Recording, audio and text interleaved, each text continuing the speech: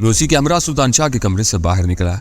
अगर मैं उसके पास बैठकर शुगल करता रहूं तो उसे कोई एतराज तो नहीं होगा। राहदारी में तौकीर ने मेरे शाने पर हाथ रखकर आहिस्तगी से सवाल किया। एतराज तो नहीं करेगा मगर अंदर ही अंदर सुलगता रहेगा। वैसे भी वो तकलीफ में है, तुम्हें बोर करेगा। मैं जल्द से जल्द वापस आने की कोशिश करूंगा। मैंने एक मुलाजिम को तौकीर के लिए ख्वाबगाह साफ सुथरी करने की हदायत की और तेज रफ्तारी के साथ वहां से रवाना हो गया। मुझे खौफ था कि कहीं जीवा हाउस के मुलाजिमीन ने हामिद और उसके साथियों को बाहर ही से ना लुटा दिया हो, क्योंकि उस बारे में मैंने उन्हें कोई हदायत नहीं दी थी। लेकिन एक बात रास्ते में मेरे ज़हन में आ रही थी और मैं सोचने पर मजबूर हो रहा था कि तौकीर अली ने मुझे सिर्फ तनवीर अली के नाम से ही क्यों मुखातब किया था। वो मेरे उस नाम से वाकिफ था जिससे मेरे अपने वाकिफियत रखते थे। आखिर ऐसी क्या वजह थी कि उसने मुझे मिलने के बाद भी उसी नाम से पुकारा था जो मेरी असल की बदल था। लेकिन ऐसे ख्यालात को झटकता हुआ मैं चल निकला। जीबा हाउस में काम निपटाने के बाद मैं गजाला के घर की तरफ चल निकला। उन तीनों के लिए मेरी आमद गैर मुतवक्किल साबित हुई। ये तो अक्सर होता रहा था कि मैं शाम ढली उनके घर पहुंचकर रात गए वापस लौटता था, लेकिन इतनी देर से वहां पहुंचना मेरे मामूलात के खिलाफ था। गजाला की माँ कुकिन की आखिरी खुराक लेकर गहरी नींद सो चुकी थी और कर्नल जवाद ज़ैदी वक्त गुजारने के लिए गजाला के साथ ड्राइंग रूम में बैठा शतरंज खेल रहा था। ये मुझसे मुसलसल 3 बाजियां हार चुकी है। कर्नल ड्राइंग रूम में पहुंचते ही मुझसे पुरजोश लहजे में बोला, और देखो अब फिर इसकी शैप बढ़ रही है। ये बाजी भी बचनी मुश्किल है। सादतमंद औलाद वालिदैन से हार कर खुशी महसूस करती है, मैंने आहिस्ता से कहा। जवाद ज़ैदी भड़क उठा, यानी मेरे खेल में कोई कमाल ही नहीं है। ये कमाल ही तो है कि चौथी बाजी भी आपके हाथ में है। मैंने जल्दी से बात बनाई, फिर लहजा भर तवक्कुफ के बाद सवाल किया, कामरान के पास गए थे आप? गया था, उसने गहरा सांस लेकर कहा। बहुत उदास और खामोश था वो। गजाला बहुत फिक्रमंद है उसकी तरफ से, मैं इसीलिए आया हूँ, मैंने आहिस्तगी से कहा। मैं भी सुबह गया था। 10-15 दिन के बाद ही अंदाजा हो सकेगा कि उस पर इलाज के क्या असरात मुरतब हो रहे हैं। फिलहाल तो इतना भी काफी होगा कि उसे जुनूनी दौरे ना पड़े। ये सब इसी को समझा। वो गजाला की तरफ इशारा करते हुए वहां से उठ गया। ये समझ रही है कि हमने उकता कर कामरान को वहां डाल दिया है। तुम्हारे डैडी बड़े होशियार है। दखलिया होते ही मैंने शरारत में लिहाजा में कहा, बेचारे कभी भी कबाब में हड्डी नहीं बनते। मुझे ऐसे लोग बेहद पसंद है जो अपनी रवायात से मोहब्बत करने के बावजूद नई नस्ल के रास्ते की दीवार नहीं बनते। मैं कामरान से मिलने कब जा सकूंगी? उसने उदास लहजा में सवाल किया। कोई राय निकालूंगा, जरा इंतजार करो। मैंने उससे निगाहें चार किए बगैर कहा। आज सुबह मैं कामरान के पास गया तो रक्षी से भी मिला था। वो नाम तब्दील करके हिस्टेरिया के मरीजा की हैसियत से वहां दाखिल है। उसे कामरान के वहां मौजूदगी का इल्म है? उसने जल्दी से सवाल किया। सवाल ही नहीं पैदा होता, मैंने कहा। इस तरफ से तुम बेफिक्र हो। वैसे एक खबर है तुम्हारे लिए। कैसी खबर? उसने निगाहें उठाकर वासुमाना हैरत से सवाल किया। लाहौर से मेरा चचेरा भाई आज मुझे तलाश करता घर आ पहुंचा है। मैंने उसरत अमेज लहजे में कहा, बड़ी माँ जिंदा है और मुझसे मिलने के लिए बेचैन है। वो कहाँ ठहरे हुए? मेरे घर। और सबसे बड़ी खुशी की बात यह है कि वो माजी की गलतियों पर खुद नादिम है। सीधे उधर ही से आ रहे हैं आप? मुस्कुराते हुए बोली। अपनों से मिलने की खुशी भी अजीब होती है। वहां से जीवा हाउस गया था। मैंने अफसुर्दा लहजे में कहा, आज 4 लड़कों को A2 की हदायत पर सूट केस दिए हैं जो उन्हें यूरोप के मुख्तलिफ शहरों में पहुंचाने। मुझे पूरा यकीन है कि उनमें हीरोइन छुपाई गई होगी। सूटकेस कहाँ से लिए थे?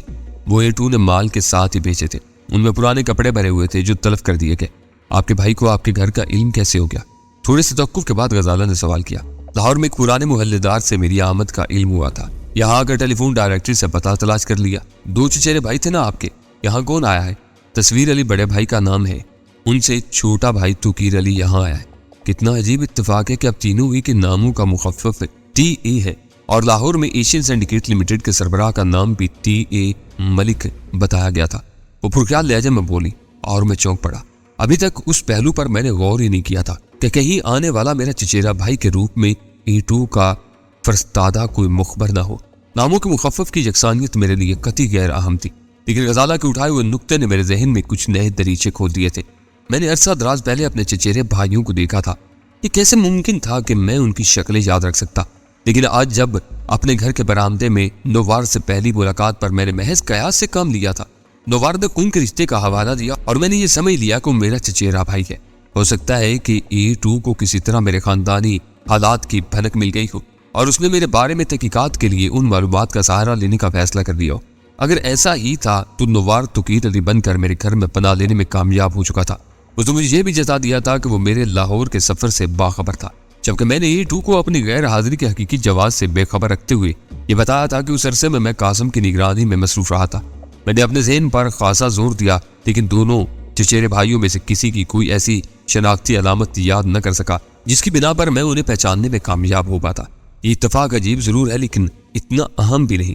मैंने गजाला से कहा, इस तरह तो खुद मेरी जात भी शुबा की जद में आ जाती है। टीए मलिक का नाम मेरे सामने भी आया था, मगर मैंने आपके बारे में सोचा भी नहीं था कि आपके नाम के मुखफ़फ़ हरूफ क्या है। लेकिन इस बार हालात मुख्तलिफ हैं। सबसे बड़ी बात यह है कि इस बार आने वाला लाहौर से आया है और वो A2 का गुर्गा है। एशियन सिंडिकेट का दफ्तर भी वही है। ये बड़ी अजीब बात होगी कि आने वाला मेरे चचेरे भाई के बजाय कोई अजनबी साबित हो। फिर भला A2 को कैसे मालूम हुआ कि मैं अपने घर वालों की तलाश में अपने पुराने मोहल्ले में पहुंचा था। आपके लाहौर जाए बगैर ये गुत्थी न सुलझ सकेगी। तोकीर के मुताबिक बड़ी माँ मेरे साथ मेरी बीवी को भी देखने की मुतमनी है। मैंने मौजू की संकीनी कम करने के लिए हल्के फुल्के लहजे में कहा। मैंने तोकीर से कहा था कि बीवी कहाँ, अलबत्ता मैं उन्हें होने वाली बीवी से जरूर मिलवा सकता हूँ, और बड़ी माँ से पहले वो खुद तुमसे मिलने के लिए बेचैन है। अगर वो फ्रॉड है तो मेरा उसके सामने ज्यादा खतरे से खाली ना होगा। A2 का आदमी है तो उसने मेरी तस्वीर भी देख ली होगी, फौरन नहीं पहचान लेगा। मैं तुम्हारे पास मुआमला सुलझाने आया था, मगर तुमने बात कुछ ज्यादा ही उलझा दी। अब मुझे बताओ कि मैं क्या करूं। मैंने तो सिर्फ इम्कानात की निशानदेही की है, फैसला करना आपका काम है। तुम अभी तक घुमा फिरा कर बात करती रही हो, खुलकर बात करो ताकि मेरे लिए किसी फैसले पर पहुंचना आसान हो सके। इस वक्त कोई लग्जिश हमें नाकाबिले तलाफी नुकसान पहुंचा सकती है। लाहौर में आपके चचेरे भाइयों का जरिया माश क्या है? कोई कारोबार कर रहे हैं दोनों भाई मिलकर? कारोबार की तफसील तो जरूर बताई होगी उन्होंने। उसने गहरी संजीदगी के साथ सवाल किया। नहीं, मैंने ज्यादा खरीदने की कोशिश नहीं की। मेरे जहन में एक मुहूम सा, बहुत ही मुहूम सा शुबा सर उभार रहा है। उसे झिझकते हुए मुदाफाना लहजे में कहा, क्या यह मुमकिन नहीं कि मंशियात के कारोबार की पुष्ट पर आपके भाइयों में से कोई हो? मुझे शुबा है कि उन दोनों में से कोई भी A2 जैसा बासलाहियत हो। बिलफर्ज तोकीर या तस्वीर ही ने यह चक्कर चलाया हुआ है तो तोकीर ने मेरे पास दौड़े चले आने की हमाकत क्यों की? वो A2 नहीं, बिछड़ा हुआ भाई बनकर आया है और उसकी आमद का बहुत ही खास मकसद है। मैं समझ रहा हूँ। मैंने इस्तरारी तौर पर सिगरेट सुलगाते हुए कहा, तुम्हारे ज़हन में जो कहानी तरतीब पा रही है वो मैं समझ रहा हूँ। उनमें से कोई एक A2 है और उन्हें मुद्दत से मालूम है कि टहनी के तौर पर उन्होंने अपने चचेरे भाई को कराची की मार्केट सौंपी हुई है। उन्हें मुझ पर पूरा एतमाद था, लेकिन पिछले दिनों लाहौर में कई भारी नुकसानात उठाने के बाद एक मुश्तबा मर्द और औरत का हवाला सामने आया जो कराची पहुंचने के बाद उनके आदमियों की आंखों में धूल झोंक कर गायब हो गए। इस अरसा में मेरी गैर हाजिरी पर बाज पुरस की गई तो मैंने एक माकूल बहाना तराश लिया और उस बारे में उन शुबहात का रुख कासिम की तरफ हो गया। उस दौरान में बदकिस्मती से लाहौर में हमारे वालिद साहब का पुराना दोस्त रमजान चाचा तस्वीर या तोकीर से जा टकराया। उसकी जुबानी उन्हें इल्म हो गया कि जिन दिनों लाहौर में उनके सितारे गर्दिश में आए हुए थे मैं कराची में नहीं लाहौर में मुकीम था और बड़ी माँ की तलाश के सिलसिले में रमजान चाचा से भी मिला था। तोकीर सिर्फ इसलिए कराची आया है कि मेरी बगावत के सिलसिले में मजीद कड़ियां तलाश करने के साथ ही उस औरत का भी सुराग लगा सके जिसने एशियन सिंडिकेट लिमिटेड में मुलाजमत हासिल करने की कोशिश की थी, और इसीलिए वो सबसे पहले आपके मंगेतर से मिलने के लिए बेचैन है। उसने मेरे रुकते ही बोलना शुरू कर दिया। वो अपने खिलाफ होने वाली बाग़याना साजिश की वसत का तयन करना चाहता है। किसी यकीनन नतीजे पर पहुंचने के बाद वो एक सिरे से दुश्मनों को सफाया शुरू कर देगा और हमें समझने की मोहलत भी न मिल सकेगी।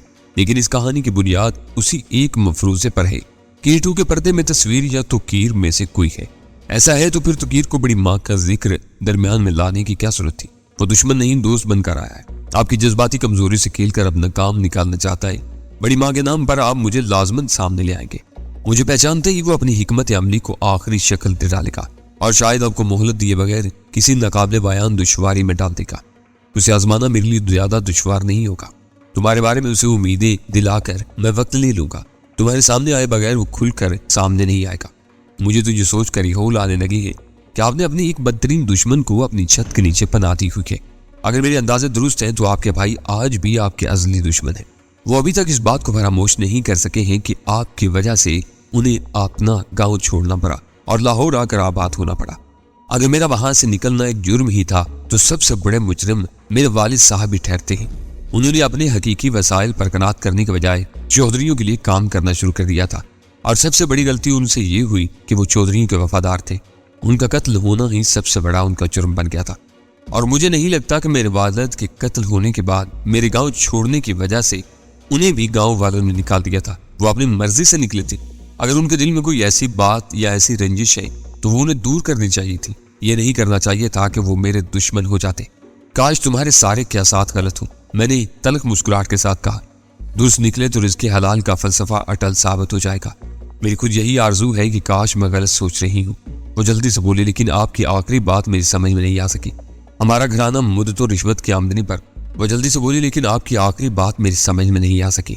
क्या आपने इतनी जल्दी किसी गैर पर एतबार कैसे कर लिया। जैसे आपका कहना है कि आप बचपन से बिछड़े हुए हैं और आपने उसे पहचाना भी तो कैसे। सिर्फ एक खून रिश्ते के नाम पर धोखा खा लिया आपने। कुछ देर हमारे दरमियान गंभीर खामोशी तारी हो गई थी, क्योंकि मेरे पास कोई जवाब नहीं था। मुझे यकीन नहीं आता कि A2 जो बरसों से एक आवाज की सूरत में पूरी तंजीम पर हुक्मरानी कर रहा है, यूं अचानक तुकीर के रूप में सामने आ जाएगा। आखिरकार मैंने इसको तोड़ते हुए कहा, यकीन कहाँ, अभी तो सिर्फ शुबहात ही है जो गलत भी साबित हो सकते हैं। अब मुझे ख्याल आ रहा है कि सुल्तान शाह भी मुझे रोक कर कोई खास बात कहना चाह रहा था, लेकिन उजरत की वजह से मैंने उसे टाल दिया। फिर ऐन वक्त पर तुकीर भी वहां आ गया था। आपको उससे जरूर बात करना चाहिए। तुकीर की सबसे पहले तो उसी से मुलाकात हुई थी। उससे आप अंदाजा कर सकेंगे कि तुकीर क्या जानना चाह रहा था। हाँ, आज उससे जरूर बात करूंगा। उसी के साथ उसे घर से कहीं और मुंतकिल भी करने की कोशिश करूंगा। हालात ने अचानक कोई पलटा खाया तो वो चूहेदान में फंसा रह जाएगा। फिर मैं फोन पर कासिम के नंबर मिलाने लगा। दूसरी तरफ से फौरन ही जवाब मिला था, क्या खैर खबर है। मैंने दरियाफ्त किया, कुछ नहीं, दिलावर खान से बात हो गई है। 1-2 रोज में उसके साथ चला जाऊंगा। इस वक्त मैं बाहर से बोल रहा हूँ। मेरे पास से एक मेहमान ठहरा हुआ है। मामूल की गुफ्तगू के लिए तुम मुझे घर फोन कर सकते हो, लेकिन आपस के मामलात में जरा मोहतात ही रहना। मेरी तरफ से इशारा मिले बगैर कोई हल्की बात न कर बैठना। क्या ऊपर से कोई आया हुआ है?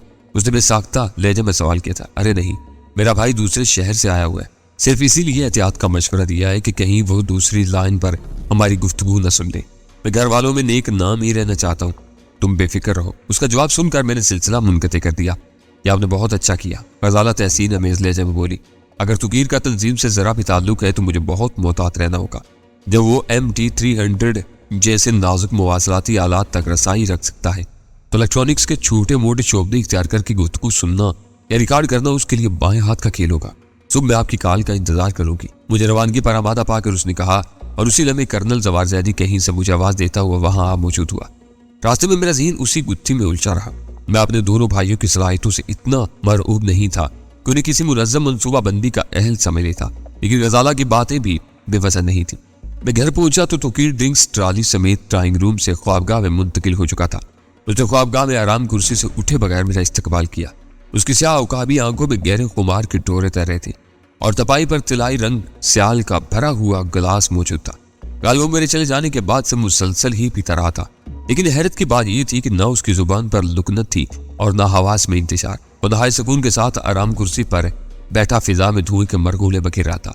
पनीर के डब्बे उसके हवाले करके मैं लिबास तब्दील करने अपने कमरे में चला गया। उजरत में लिबास बदल कर मैं तीसरे कमरे में गया तो सुल्तान शाह टेबल लैंप की मध्यम रोशनी में बिस्तर पर बेहिस्सो हरकत पड़ा हुआ नजर आया। मैंने वापस लौटने का इरादा किया ही था, वो पहलू बदल कर धीमी आवाज में मुझे पुकार बैठा। मैं लपक कर उसके करीब जा पहुंचा और इस तरह उस पर झुक गया कि दरवाजा निगाहों में रह सके। थोड़ी देर बाद तुम जख्मों में शदीद तकलीफ से बेचैन होने की अता करी शुरू कर देना। मैंने सरगोशियाना लहजा में जल्दी जल्दी कहना शुरू किया। मैं उसे शुबे का मौका दिए बगैर पहली फुर्सत में यहाँ से निकाल कर किसी महफूज मकाम पर तुम्हें मुंतकिल करना चाहता हूँ। मैं भी तुमको यही बताना चाह रहा था। वो बोला, नौवार से तुम्हारी कोई भी रिश्तेदारी रही हो, लेकिन वो मुझे जरा भी पसंद नहीं आया है। मैंने उसकी आंखों में खून की प्यास छलकती देखी है। जो कहूँ वो करते जाओ, बाकी सब कुछ मैं देख लूंगा। ये कहकर मैं उसके पास से हट गया और सीधा तुकीर के कमरे में जा पहुंचा। वो बदस्तूर उसी हालत में नजर आया जिसमें मैंने चंद मिनट कबल उसे छोड़ा था। तुम बिला दोष मालूम होते हो, मैंने उसके मुकाबल कुर्सी संभालते हुए कहा। यह आदत कुछ अच्छी नहीं है। हर काम में एतदाल होना चाहिए। हर काम में एतदाल से काम ले सकता हूँ, बस यही एक कमजोरी है। उसने ठहरे हुए पुरस्कून लहजे में कहा, क्या तुम नहीं लोगे? तस्वीर भी तुम्हें नहीं टोकते? मैंने अपने लिए गिलास सीधा करते हुए सवाल किया। वो खुद मेरे साथ पीता है, मुझे कैसे रोकेगा? उसने कहका मार कर कहा। बस यही बहुत बड़ी खराबी है। मैंने संजीदगी के साथ कहा, छोटे बड़े का लिहाज हर कीमत में बरकरार रहना चाहिए। यह एहतराम भी खत्म हो जाए तो बुरे भली की तमीज उठ जाती है। अब उनमें इतनी जुरात भी पैदा नहीं हो सकती कि तुमको टोक सके, और ये भरम तोड़ने में नाम नहाद बुजुर्ग अमूमन खुद ही पहल करते हैं। भरम व तहकीर अमेज अंदाज में मनसा, बाज लोग इसे भी भरम का दर्जा देते हैं। यह सब बेकार बातें हैं। काम की बात तो बस एक ही है, वाज शराब पीने दे मस्जिद में बैठकर, या वो जगह बता जहां पर खुदा ना हो। तुम दोनों की आदत से बड़ी माँ को तो बहुत दुख होता होगा। तुम कुछ और बात नहीं कर सकते। वो बुरा समूह बनाकर बोला, पीते हो तो तुम्हें यह भी मालूम होना चाहिए कि इन फजूल बातों से नशा टूटने लगता है। मैं अचानक ही खांसने लगा और उसे मजबूरन खामोश हो जाना पड़ा। मेरी खांसी मुख्तलिफ सुरों में बुलंद होती रही और वो सब्र सुकून से मेरे संभलने का मुंतजिर रहा। जब मुझे खदशा हुआ कि कहीं खांस कर गले में खराशें न पड़ जाए तो बतदरीज खामोश होने में ही आफियत नजर आई। क्या फेफड़े खराब है तुम्हारे? मेरे खामोश होने पर उसने नहायत इत्मीनान से सवाल दाग दिया। कि A2 इतना कहते ही खांसी दोबारा चल पड़ी, लेकिन मुझे उसके चेहरे पर जरा भी तब्दीली के आसार नजर न आए। वो गिलास हाथ में थामे मुसलसल पुरस्कून अंदाज में मुझे देखे जा रहा था। तीर खाली क्या था, लिहाजा मैंने गैर जरूरी मुशक्कत तर्क कर दी और यूं गले को चलाने लगा जैसे खांसी से वाकई खराशे आ गई हूँ। क्या हुआ A2 को? तुकीर ने खफीफ तरीन जज्बाती तगय्युर के बगैर सवाल किया। एक नई सिगरेट नजर आई थी। K2 के मुकाबले पर A2 नाम था। पैकेट खरीद कर 8-10 सिगरेटें पी गया था। जब ही से गला खराब है, मैंने सोचा समझा उज़र पेश कर दिया। इस नाम की कोई सिगरेट मेरी निगाह से नहीं गुजरी। उसका लहजा बिल्कुल सपाट और बयानिया था। नहीं गुजरी होगी, बाहर की बनी हुई है। नाम बड़ा बेहुदा रखा है सिगरेट का। मुस्कुराने लगा। A2 से भला क्या बात बनी? नाम रखना ही था तो A1 रखा होता, कम से कम वकार तो होता नाम में। तुम क्या काम कर रहे हो लाहौर में? मैंने कदर तवक्कुफ के बाद सवाल किया। क्या यह सवाल दूसरी बार किया है तुमने? इस बार उसके लहजे में हल्की सी चुभन पोशीदा थी, क्योंकि पहली बार जवाब अधूरा मिला था। मैंने हंसते हुए टुकड़ा लगाया। कारोबार तो जरूर कर रहे होगे, लेकिन लाइन क्या है तुम्हारी? मैं खुद भी आजकल संजीदगी से किसी नए कारोबार के बारे में सोच रहा हूँ। एक्साइज ड्यूटी ने प्लास्टिक के बड़े कारखानों की कमर तोड़ कर रख दी है। छोटी मोटी दुकानों में डाइयाँ और मशीनें लेकर बैठने वाले बाजार पर छाए हुए हैं। दाना लेकर महज मजदूरी पर काम कर रहे हैं। हर धंधे का यही हाल है। वो गिलास से एक घूंट लेकर बेपरवायाना अंदाज में बोला। ईमानदारी से तो गुजारा अभी मुश्किल हो गया है। कभी कभी तो दिल चाहता है कि सब कुछ छोड़ छाड़ कर हेरोइन की तिजारत की जाए। बाहर का एक भी फेरा लग गया तो बरसों तक कमाने की फिक्र से आज़ादी मिल जाएगी। तो फिर कोशिश क्यों नहीं करते? कोशिश? वो इस्तिज़ाइया अंदाज में हंस पड़ा। कोशिश से कुछ नहीं होता। जिस दिन माकूल दाम देने वाला कोई गाहक टकरा गया तो सब कुछ छोड़ छाड़ कर इसी के पीछे उलूंगा। वो लहजा भर के लिए खामोश हुआ, फिर बोला, यार तुम हमारे होने वाली भाभी को नहीं लाए? मैं गया था, वो घर वालों के साथ किसी शादी में गई हुई थी। उसे तुम्हारे साथ शहर से बाहर जाने पर एतराज तो नहीं होगा? क्यों? बाहर कहाँ ले जाना है उसे? मैंने हैरत से सवाल किया। बड़ी माँ की फरमाइश थी, मिलकर फौरन लौट आना। बहू बनकर आ जाएगी तो बड़ी माँ भी उससे मिल लेगी। कभी उसे बाहर ले जाने का इत्तेफाक नहीं हुआ। रवायत पसंद घराना है, इनकार कर दिया तो ख्वाब दामत होगी। तो तुम तो मेरे साथ चलोगे ना? बड़ी माँ मुझे अकेले घर में नहीं घुसने देगी। जरूर, मेरी खुशी का इजहार करते हुए कहा। मेरे लिए तो एन सआदत होगी। उसी लम्हे अंदर से सुल्तान शाह के कराने की आवाज आई और मैं वहां से उठ गया। मैं बुखलाने की अदाकारी करता हुआ उसके कमरे में पहुंचा तो तुकीर मेरे पीछे लगा हुआ था। सुल्तान शाह कर्मनाक अंदाज में बिस्तर पर पहलू बदल रहा था। शायद उसने मेरे साथ तुकीर को भी देख लिया था, लिहाजा उसने हम दोनों को यकसर नजरअंदाज कर दिया और बदस्तूर शदीद तकलीफ में मुबतला होने की अदाकारी करने लगा। इसकी हालत बिगड़ रही है, डॉक्टर को बुला लो। तुकीर ने गंभीर आवाज में मुझे मशवरा दिया।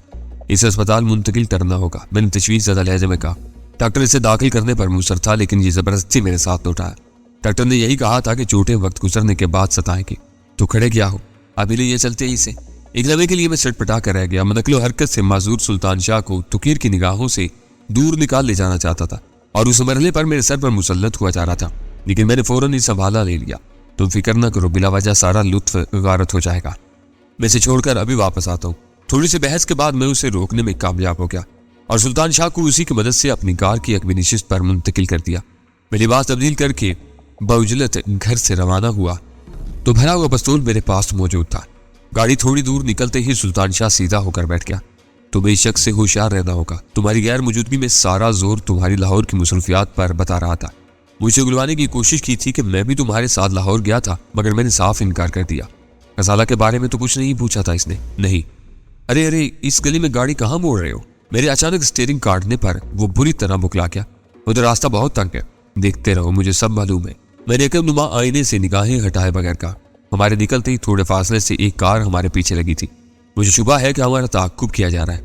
ओह, ये तो बुरा हुआ। वो इस तरह लहजे में बोला। मैं गैर मुसल्ला होने के साथ जख्मी भी हूँ। तसादम हो गया तो तुम्हारे लिए बोझ बन जाऊंगा। कोई असला है तुम्हारे पास?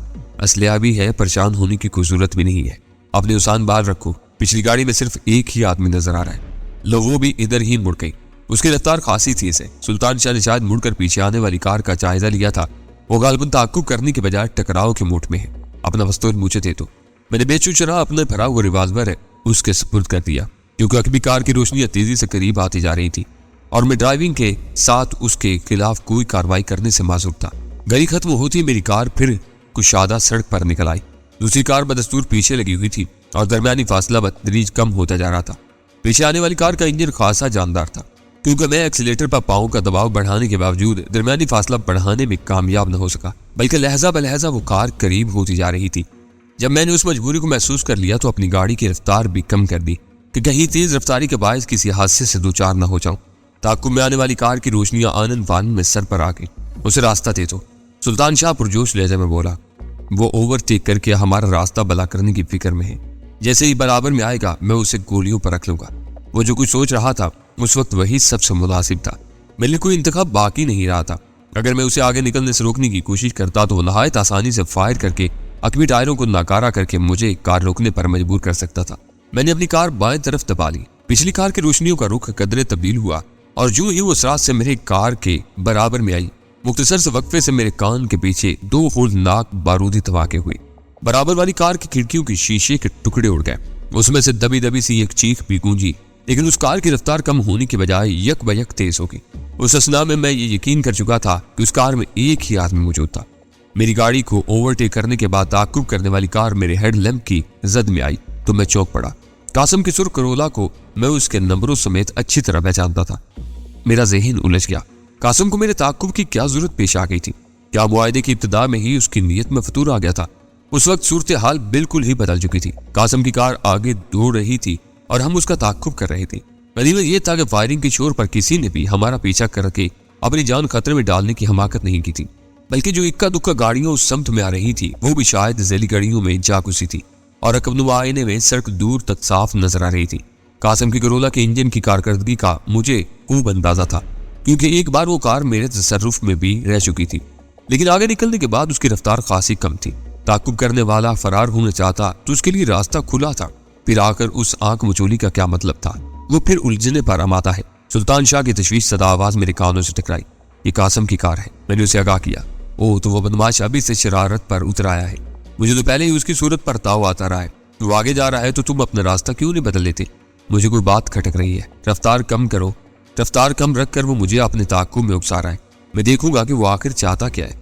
दोनों गाड़ियां तारीख स्टेडियम रोड पर तोड़ती हुई राशिद मिन्हाज रोड पर घूम गई। 2 नंबर ड्राइवान सैनमा से जरा आगे अचानक कासिम की कार रुकी और ड्राइविंग सीट पर से एक हेवला नीचे उतरा। मैंने बेसाख्ता ब्रेक पैडल पर पांव रख दिया, क्योंकि अगली कार से उतरने वाला कासिम बजाते खुद था। हेडलैम्प की रोशनी में वो हाथ उठाकर मुझे रुकने का इशारा कर रहा था। दूसरा खाली हाथ पहलू में झूल रहा था और बज़ाहिर उसकी जेबें भी खाली नजर आ रही थी। होशियार रहना, कहीं इसमें भी कोई चाल न हो।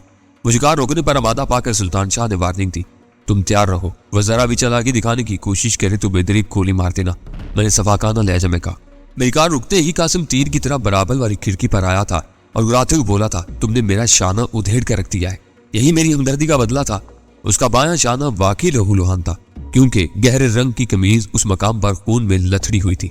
तुम्हें मेरा ताकुब करने की क्या जरूरत थी? मेरे से घूरते हुए तुरश लहजे में सवाल किया। इस वक्त मेरे आदमी 3 गाड़ियों में तुम्हारे मकान के गिर्द मंडला रहे हैं। वो तो गनीमत हुआ कि चलते वक्त मैं करीब ही था और तुम्हें निकलते देखकर मैंने खुद तुम्हारे पीछे आने का फैसला कर लिया। मैं तो मौका पाकर रास्ते में तुम्हें रोकना चाह रहा था ताकि तुम्हें बदतरीन खतरात से खबरदार कर सकूं, और तुमने मुझ पर फायर झोंक मारे। मेरी रीढ़ की हड्डी में चियोटियां सी रेंगने लगी। उसके आदमी मेरे मकान की निगरानी क्यों कर रहे थे? वो मुझे किन खतरात से बाखबर करना चाह रहा था? फायरिंग तक मुझे मालूम ही ना हो सका कि कौन मेरा ताकुब कर रहा है। वो तो जब तुम्हारी गाड़ी सामने आई तो मुझे पता चला कि तुम्हारी है। बाहर न खड़े रहो, अंदर आ जाओ। कोई गश्ती पार्टी आ गई तो बिला वजह बाजपुरस शुरू हो जाएगी। मैं गाड़ी यहाँ नहीं छोड़ सकता। तुम किधर जा रहे हो? उधर रखाई से सवाल किया। अकबर के अस्पताल का इरादा था, इसे वहां दाखिल करवाना है। ओह, शायद उसके साथ ज्यादती कर बैठा था मैं। कासिम ने मुतासफाना लहजे में कहना चाहा।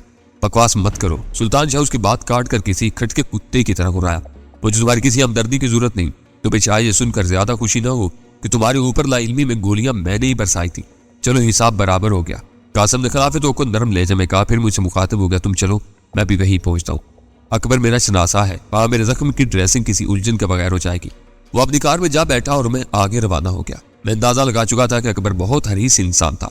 जब वो रक्शी जैसी मुजरमा को मरीजा बनाकर अपनी इलाजगाह में पनाह दे सकता था तो माकूल रकम की तवक्को में सुल्तान शाह को भी सेहतमंद होने तक अपने मरकज में रख सकता था। दोनों गाड़ियां आगे पीछे इलाजगाह के अहाते में दाखिल हुई।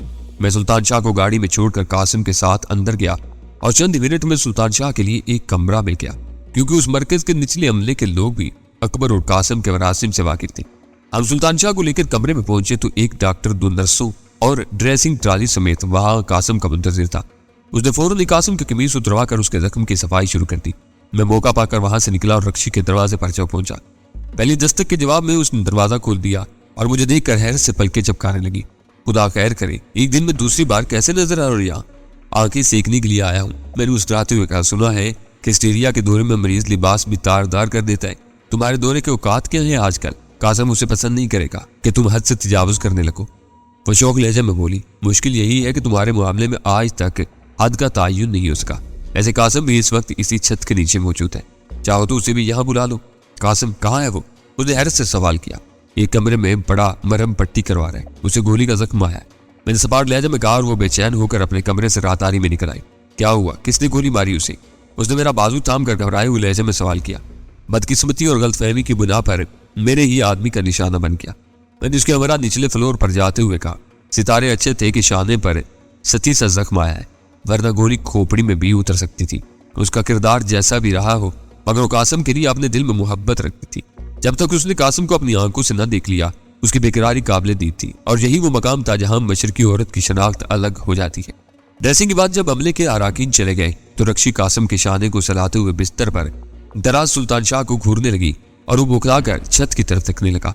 ये मेरा साथी है। मैंने उसे मुतल्ला किया। उस रात कासम ने नहायत बेदर्दी के साथ इस पर हाथ उठाया था और आज इसी की चलाई हुई गोली से जख्मी हुआ है। तो इस रात का बदला लिया है तुमने कासम से? मुगजिले लहजे में बोली।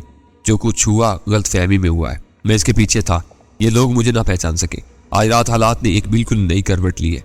डैनी अचानक अताब में आ गया। खुलकर बात करो, अब तो यहाँ कोई गैर नहीं है, मैंने मुसरबाना लहजे में कहा। आज शाम मुझे A2 से बराह रास्त तुम्हारे मकान की निगरानी का हुक्म मिला था। वहां से निकलने वाले हर शख्स का ताकुब करके उसकी ख्वाहिश जमा करने हैं जो कल सुबह A2 को देने होंगे। वो मुझे बताने लगा, दूसरी तरफ तुमने आज ही मुझे फोन पर एहतियात बरतने का मशवरा दिया था क्योंकि तुम्हारे पास कोई मेहमान ठहरा हुआ है। मेरा ख्याल है कि तुम्हारे मेहमान की मौजूदगी A2 को पसंद नहीं आई।